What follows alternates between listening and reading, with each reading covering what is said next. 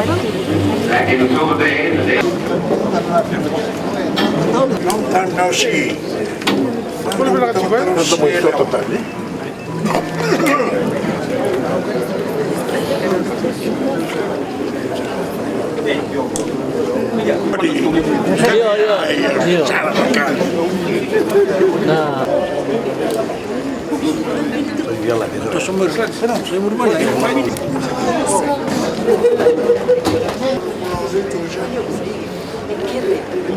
The President and Executives of the Nuclear Veterans Association, the President of the Returned Soldiers and Ex-Servicemen's Association, distinguished guests, my fellow Fijians, Bulabinaka, and a very good morning to you all. It is a great privilege for me, both personally and as Prime Minister, to join you today for a truly historic occasion in the life of our nation. Today, we are righting a wrong. We are closing an unfortunate chapter in our history. We are bringing justice to a brave and proud group of Fijians to whom a great injustice was done. Some of these men are with us today, and we honor them for their service to our nation. We salute them for their courage and persistence over many years to get justice for themselves and their comrades who are no longer with us, those who have passed into history without seeing justice done. Had they still been alive today, I'm sure they would rejoice as much as these men that our nation has finally seen fit to recognize their sacrifice. Today, a saga that began nearly 60 years ago comes full circle, because we are finally making payments to 24 surviving veterans of the more than 70 Fijian soldiers who in 1958 were sent to take part in the British nuclear test program at Christmas Island, in what was then the Gilbert Islands and is now Kiribati. It was called Operational Grapple, and today we are still grappling with its effects. As you all know, the Gilbert and Ellice Islands, along with Fiji, were colonies of the United Kingdom. Britain and its Western allies were engaged in a bitter struggle for military dominance against the former Soviet Union in what was then the Cold War. And part of that included an arms race to build some of the most destructive weapons the world has ever seen. As we all know, the United States dropped 2 atomic bombs on the Japanese cities of Hiroshima and Nagasaki in 1945. Because of their terrifying consequences, they brought World War II to an end. Yet not content with the unprecedented destruction these 2 bombings caused, the race continued to develop even bigger weapons. In a series of tests in and around Christmas Island in 1957 and 1958, the British successfully tested the world's first thermonuclear device, a hydrogen bomb capable of much more destruction than the atomic bombs dropped on Japan. These men here today and their comrades, who are no longer with us, witnessed these explosions at first hand. From the decks of the British aircraft carrier, the HMS Warrior, they were present when the biggest devices went off. The servicemen present and the scientists and technicians who triggered these explosions were told to avert their eyes to the blinding flash.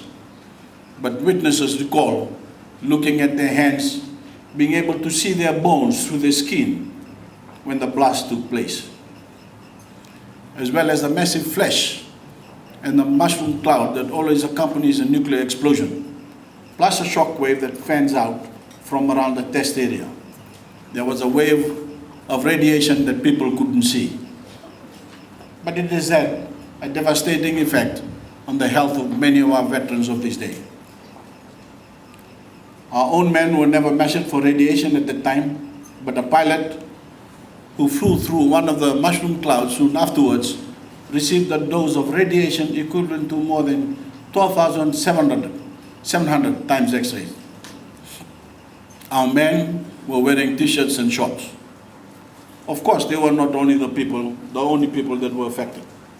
Thousands of British, Australian, and New Zealand servicemen, scientists, and construction workers were also exposed.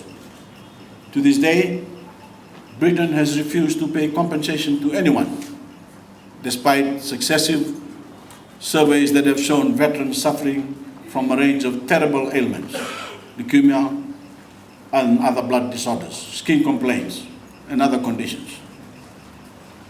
And worse, these effects appear to have passed on to some of the children who were born with congenital deformities and a range of diseases.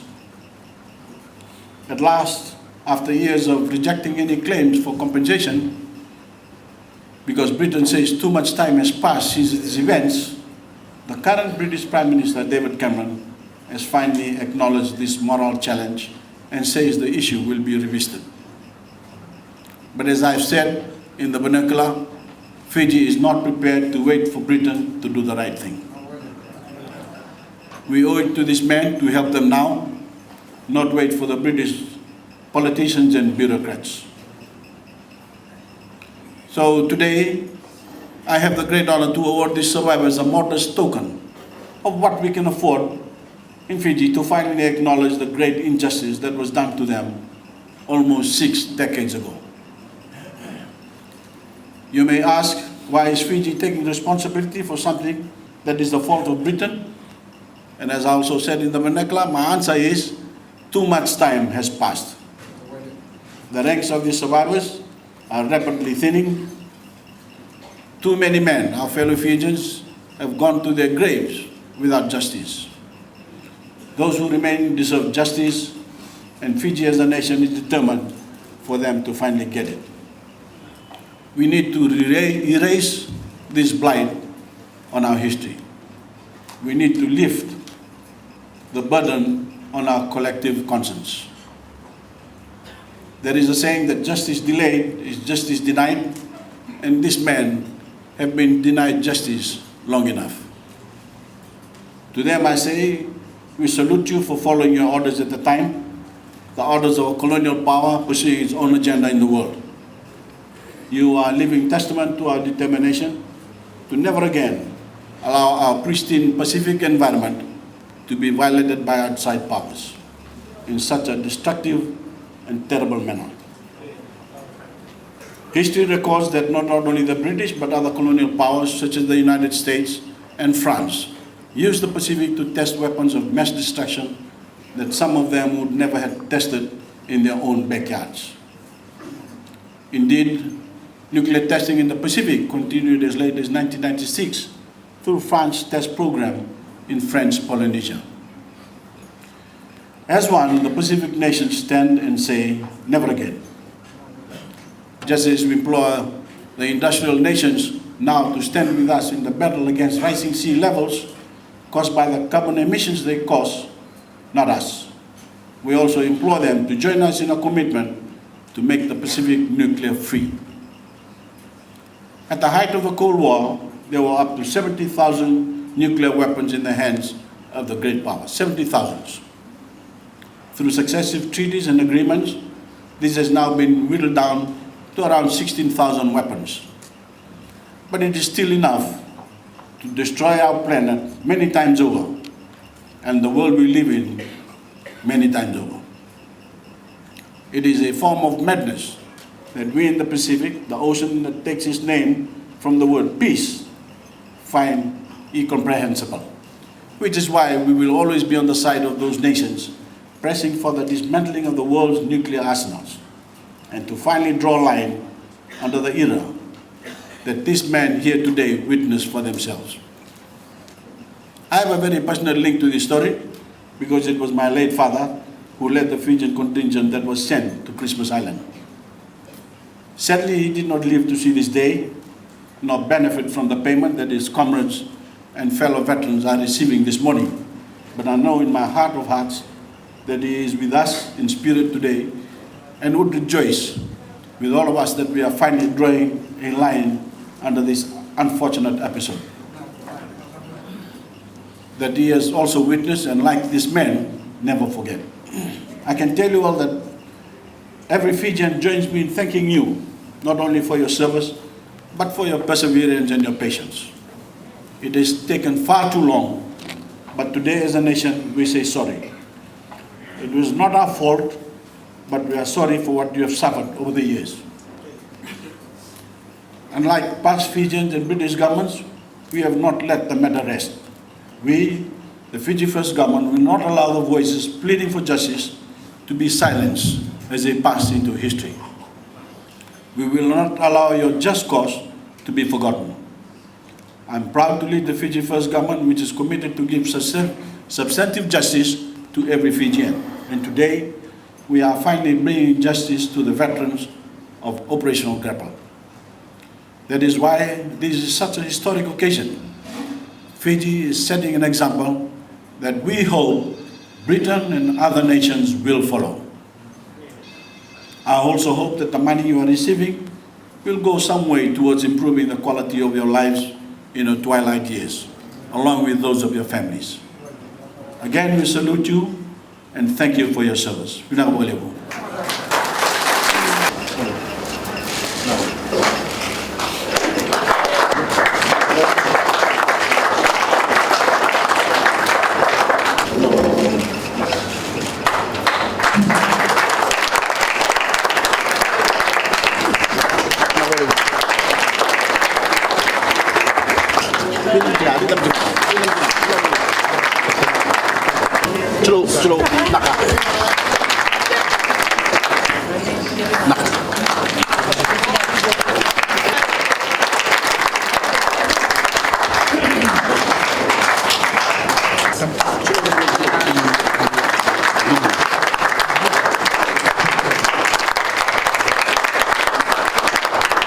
Suva dua negara.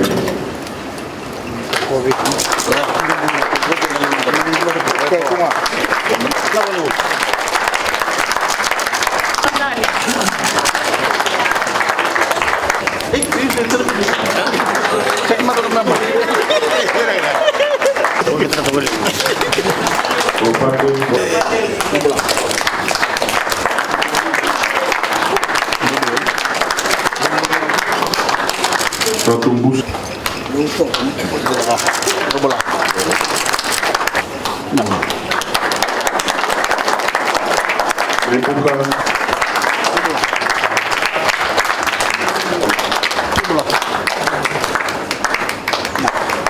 Sampai untuk dulu tak kena nak